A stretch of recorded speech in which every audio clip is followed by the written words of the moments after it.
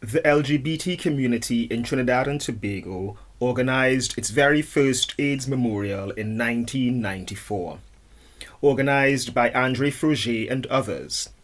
2 years later, Memorial would mark the beginning of a week of activities celebrating Pride in TNT, and eventually be called the Pride Memorial.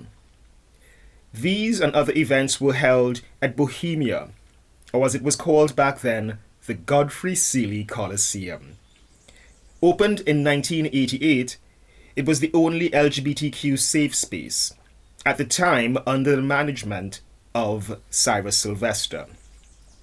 It was an oasis of hope for many LGBTQ persons who, from across the country, who having only heard of Bohemia, would come and stand outside its gates, waiting for anyone they saw going in to introduce themselves.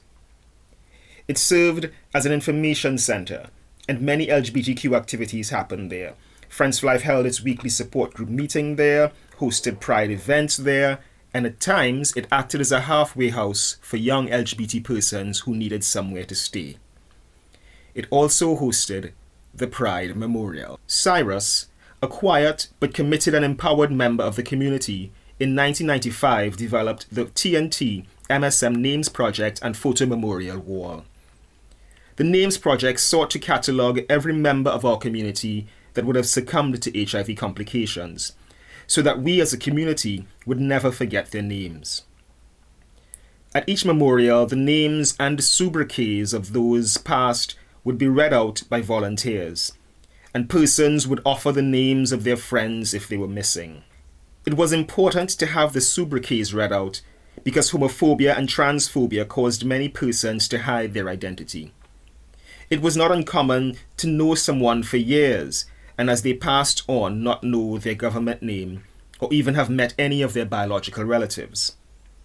The Photo Memorial Wall sought to solve this problem. Friends, family, and loved ones began to submit pictures of partners, friends, and relatives to be mounted and framed. This brought with it its own challenges. Some persons were so afraid of being outed that even posthumously their friends and families would want their identities protected. There was a deep shame attached to dying from HIV. The Pride Memorial came at a time when our LGBTQ folk, mainly gay men and trans women, were dying at alarming rates. We would ask, hey, what about so-and-so? Then find out a month later that they had died, alone, no friends nor family there to support them. These instances rock the core being of Eswick Padmore, a peer educator with the Ministry of Health. In 1996, on October 2nd, he formed the NGO that I'm proud to serve with, Friends for Life. Because for Eswick, no one should have to die alone. By the time Friends for Life registered for charitable status in 1997, much of the work back then would be home and hospital visits, caring for dying community members that the nurses in hospitals refused even to touch. Eswick began educating the community on HIV, AIDS, STIs, and on the proper use of condoms. But Eswick also ran an LGBT-specific HIV support group. You see, back then, there was no cure for HIV, and persons were burying friends and their loved ones at rates that could only be described as trauma-inducing. Eswick would often say back then that the gay life is a lonely one. As a young gay man full of life, I would be angry when he did. But I remember being too afraid to come out. And I would think of the many friends and lovers that he would have lost. And how do you watch your social network disappear around you and not feel lonely? Funerals took on a whole new meaning for us in Friends for Life.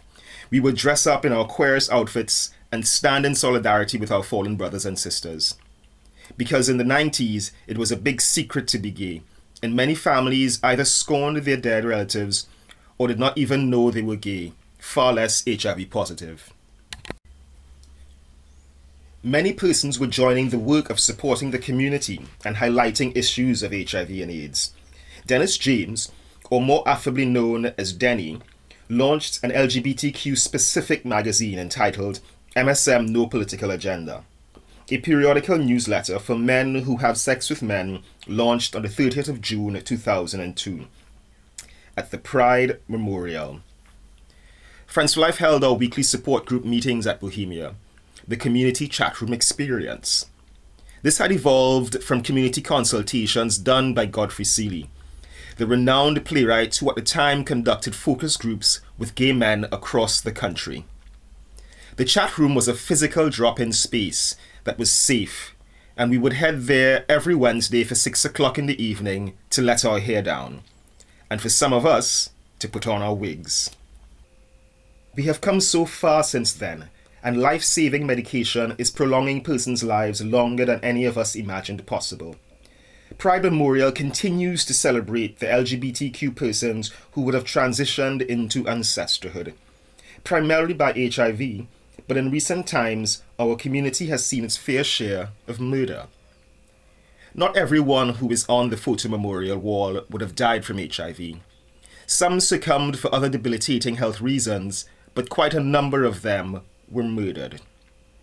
As we say in Trinidad and Tobago, in the earlies, we did not think much about it.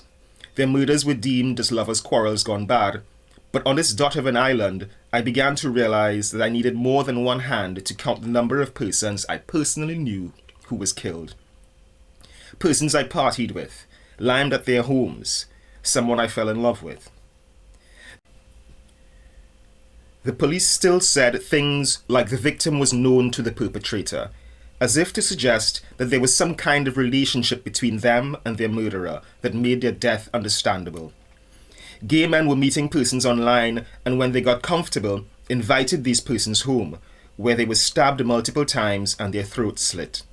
The victimology began to repeat itself so much that some in the gay community began to say that there was a serial killer targeting gay men. "They are killing us," was my exasperated Facebook post. When Raymond Chukong, also a famed playwright, was murdered in his home, we felt that finally light would be shone on this phenomena. But the headlines on the various print media was some version of Raymond Chukong was murdered.